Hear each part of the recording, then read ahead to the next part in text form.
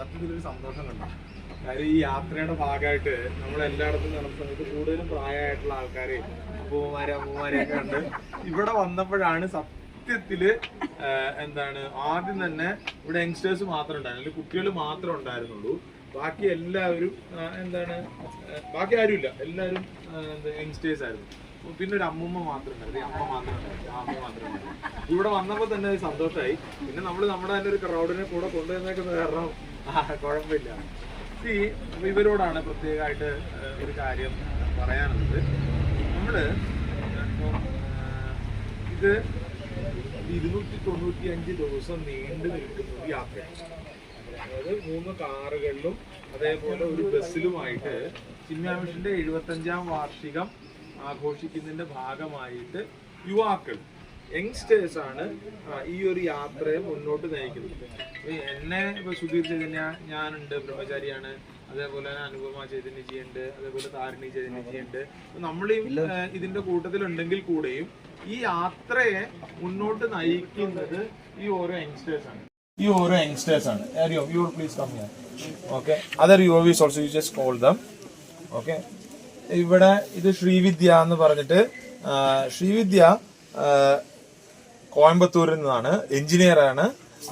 ഒരു 6-7 വർഷക്കാലം ബാംഗ്ലൂരിൽ സോഫ്റ്റ്വെയർ ഡെവലപ്പറായിട്ട് ജോലി ചെയ്തതിന് ശേഷം 1 വർഷം രാജ്യത്തിന് വേണ്ടിയിട്ട്, സമൂഹത്തിന് വേണ്ടിയിട്ട്, സമാജത്തിന് വേണ്ടിയിട്ട് സമയം കൊടുക്കാനും അതോടൊപ്പം തന്നെ സ്വന്തമായിട്ടുള്ള ഒരു എംപവർമെന്റിനും കൂടെ വേണ്ടിയിട്ടാണ് ശ്രീവിദ്യ ഈ ഒരു യാത്രയുടെ ഭാഗമായത്. അപ്പം നമ്മുടെ ഈ യാത്രയിൽ 3 കാറുകൾ നിങ്ങൾ കണ്ടാണ്. അതിൻ്റെ അകത്ത് ഒരു കാറ് പെൺകുട്ടികൾ മാത്രം ഓടിക്കുന്ന കാറാണ്.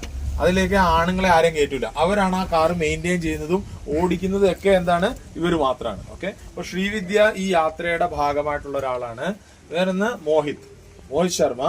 മോഹിത് ചെന്നൈയിൽ നിന്നാണ്, ശ്രീവിദ്യ കോയമ്പത്തൂരിൽ നിന്നാണ്. മോഹിത് ചെന്നൈയിൽ നിന്നാണ്, എന്നാ രാജസ്ഥാനിയാണ്. ഓക്കെ. രാജസ്ഥാൻകാരനാണ്, പക്ഷെ ചെന്നൈയിൽ സെറ്റിൽ ആയതാണ്. അതുകൊണ്ട് തന്നെ എത്ര ഭാഷ അറിയാമെന്നറിയോ? ഹിന്ദി അറിയാം, പിന്നെന്താണ് വേറെ ഭാഷ, മാർവാടി അറിയാം, ഇംഗ്ലീഷ് അറിയാം, തമിഴ് അറിയാം, പല ഭാഷയിൽ സംസാരിക്കും. ഇപ്പം കുറച്ച് ദിവസമായിട്ട് കേരളത്തിലുള്ള കാരണം മലയാളത്തിലൊക്കെ അഡ്ജസ്റ്റ് ചെയ്യും. ഓക്കെ. മോഹിത് നിങ്ങളെ പോലൊക്കെ ഇവിടെ ബാലവിഹാറിലൊക്കെ വരുന്ന കണക്ക് നിങ്ങളെ പോലെ ഇവിടെ ബാലവിഹാറിൽ വന്നിട്ട് പിന്നെ ചിന്മയ യുവ കേന്ദ്രത്തിൽ വന്നിട്ട് ചിന്മയ മിഷന്റെ ഒരു യൂത്ത് എംപവർമെന്റ് പ്രോഗ്രാം എന്ന് പറഞ്ഞിട്ടൊരു കോഴ്സ് ഉണ്ട്. ആ കോഴ്സ് കഴിഞ്ഞതിന് ശേഷം ഈ യാത്രയുടെ ഭാഗമായതാണ്. ശ്രീവിദ്യയും ആ യൂത്ത് എംപവർമെന്റ് പ്രോഗ്രാമിന് ശേഷമാണ് ഇവിടെ വന്നത്.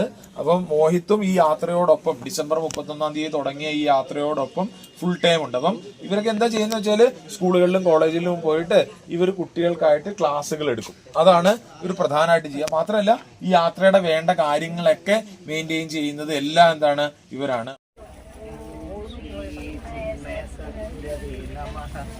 ഓം ശ്രീ ചിന്മയ സദ്ഗുരവേ നമഃ.